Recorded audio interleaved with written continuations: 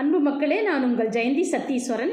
இன்னைக்கு நம்மளோட டாபிக் தமிழ்நாட்டோட எனர்ஜி செக்டார் என்கின்ற எரிசக்தி துறையை பற்றி தான் நம்ம பேச போகிறோம். எரிசக்தி துறை என்பது மின்சாரம் மற்றும் எரிபொருள் சம்பந்தப்பட்ட துறையாகும். இது தமிழ்நாட்டில் மிக முக்கியமான அங்கத்தை வகிக்கின்றது. இதில் நம்ம குறிப்பிட்டு சொல்ல வேண்டும் என்றால், இப்பொழுது அதாவது ரிலையன்ஸின் சோலார் திட்டத்துக்கு 51,300 கோடி நமது தமிழ்நாட்டிற்கு வரவேண்டி இருந்தது. அதே மாதிரி அதானியோட ஹைட்ரோ ப்ராஜெக்ட் திட்டத்துக்குப்படி 12,300 கோடி முதலீடு நமக்கு வரவேண்டி இருந்தது. மற்றும் பசுமை மின் முதலீடுகள் திட்டங்களுக்காக 2 லட்சம் கோடி வரவேண்டியதாக தமிழ்நாட்டுக்கு வரவேண்டியதாக இருந்தது. ஆனால் இன்று தமிழ்நாட்டு முதலமைச்சராக பதவியேற்றுள்ள சிஎம் விஜய் ஐயா அவர்கள் ஆட்சி புரிகின்றார்கள் என்பது உங்களுக்கு தெரியும். அதே மாதிரி தொழில்துறை அமைச்சராக கீர்த்தனா அம்மையார்கள் பதவியேற்று உள்ளார். இவர்கள் இருவருமே இந்த முதலீடுகளை பயன்படுத்தி கொள்ள வேண்டுமே ஒழிய அதை நம் நாட்டிற்கு தக்க வைத்து தமிழ்நாட்டை முன்னேற்ற பாதையில் கொண்டு செல்ல வேண்டும். இதனால் பல இளைஞர்களுக்கு வேலைவாய்ப்புகள் கிடைக்கும்.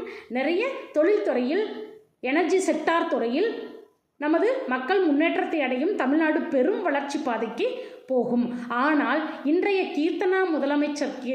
கீர்த்தனா அம்மையார் அவர்கள் நடனமாடுவதற்கே அவர்களுக்கு நேரம் சரியாக உள்ளது. விஜயையா அவர்களும் தன்னுடைய நண்பர்களுடைய கூட்டங்களுக்கு செல்வதற்கும் முக்கியமான நிகழ்வுகளுக்கு அவர் செல்வதற்குமே நேரம் சரியாக உள்ளது. எனவே இவர்கள் இதை கை நழுவி விட்டு கொண்டிருக்கிறார்கள். 10 லட்சம் கோடி கடன் என்று சொல்லி கொண்டிருப்பதே நமது வேலை கிடையாது. அதாவது வரப்போகின்றது இன்னைக்கு கிட்டத்தட்ட 2,64,000 கோடி வருவதை கை நழுவி விட்டு அது ஆந்திராவிற்கு சென்று விட்டது. இப்படி கீர்த்தனா அம்மையார் ஆந்திராவின் செல்லப்பிள்ளையாகவே மாறிக்கொண்டு விட்டார்கள். விஜய் ஐயா அவர்களும் இதை கண்டுகொள்ள இல்லை.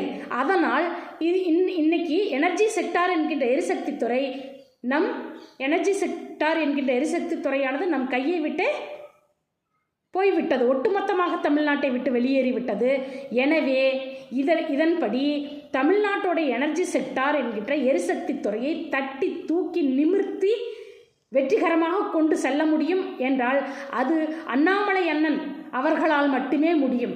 எனவே அண்ணாமலை அண்ணனுக்கு அனைவரும் ஆதரவளித்து இந்த எனர்ஜி செக்டார் என்கின்ற துறையை அவரால் மட்டுமே கொண்டு வர முடியும் என்பதை முழுமையாக புரிந்து கொள்ளுங்கள்.